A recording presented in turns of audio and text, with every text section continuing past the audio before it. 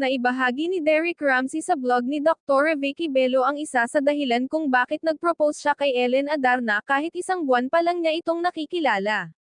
Aniya, sa isang buwan na iyon ay pinakita ni Ellen sa kanya ang kanyang dark side. Wala umano sa kanyang mga nakaraan karelasyon ang gumawa niyon dahil puro good side nila ang kanilang pinakita. Dagdag pa niya, nakipag-break na ito sa kanya kahit hindi pa sila. Kung ating kilalanin, si Ellen Adarna o Ellen Miriam Go Adarna Ramsey sa totoong buhay ay ang panganay na anak na babae ng isang prominenteng pamilya sa Cebu.